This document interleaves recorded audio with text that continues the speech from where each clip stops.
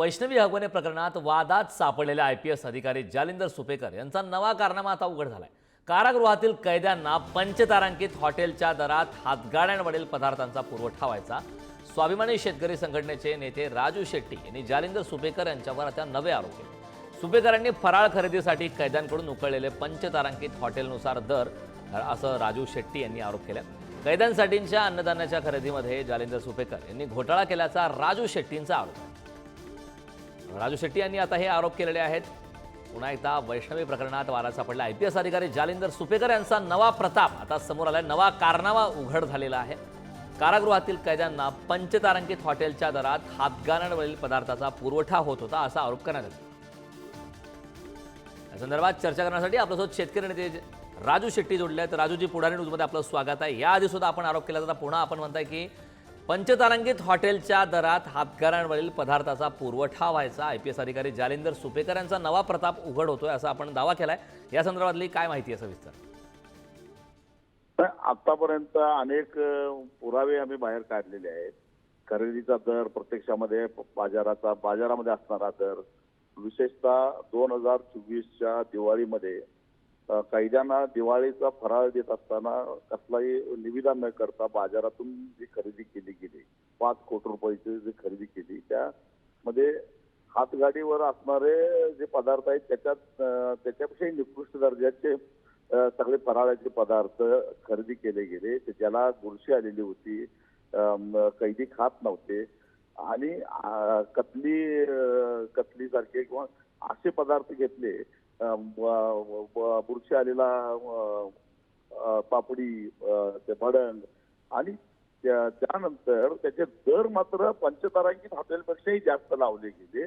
आणि ही सगळी विसंगती लक्षात आणून देऊन, पुरावे निश्चित लक्षात आणून देऊन सुद्धा सरकार त्याच्यामध्ये काही कारवाई करायला तयार नाही। इतर ज्या वस्तू खरेदी केलेल्या, वॉशिंग मशीन असेल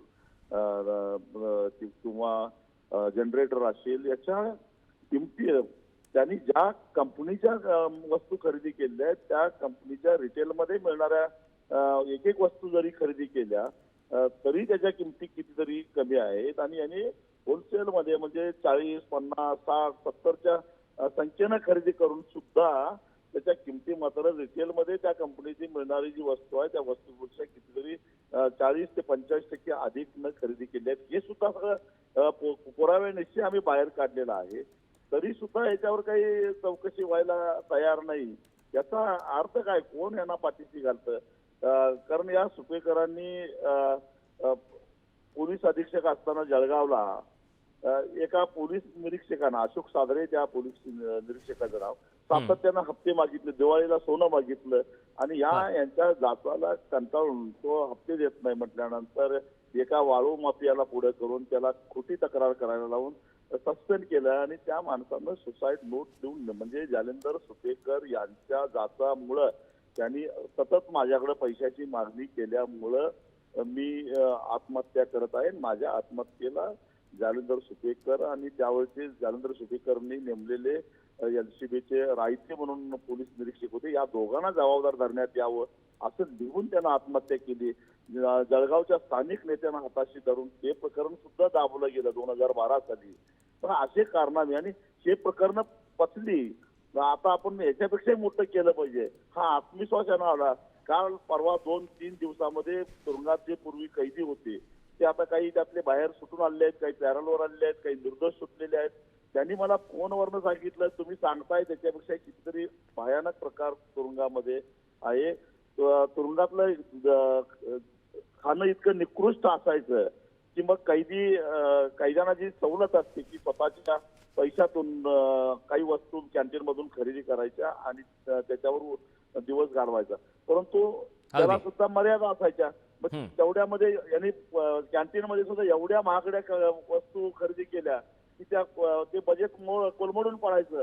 मग या कैद्यांचं जे बजेट आहे ते महिन्याला किमान त्यांना 10,000 रुपये कुटुंबाकडून मागवता येतील आणि ते खर्च करता येईल आणि ते कॅन्टीन मधल्या वेगवेगळ्या वस्तू खरेदी करता येतील अशी तरतूद केली। म्हणजे 3,000च्या ऐवजी 10,000ची लिमिट यांनी घालून दिली।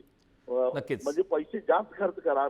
आणि कॅन्टीनमधनं माल आम्ही आवाच्या सव्वा दरात खरेदी केलेला तो खरेदी करा, अशा पद्धतीची ही भ्रष्टाचाराची एक साखळी यांनी तयार केली आहे.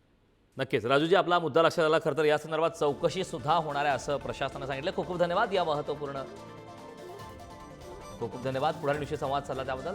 वैष्णवी हगवणे या प्रकरणात वादात सापडला IPS अधिकारी संदर्भात आता नवीन प्रताप समोर आला. नवीन कारनामा उघड झालाय. कैद्यांना पंचतारांकित हॉटेलच्या दरात हातगाड्यांवरील पदार्थ देण्यात येत होते अशी धक्कादायक माहिती समोर आली.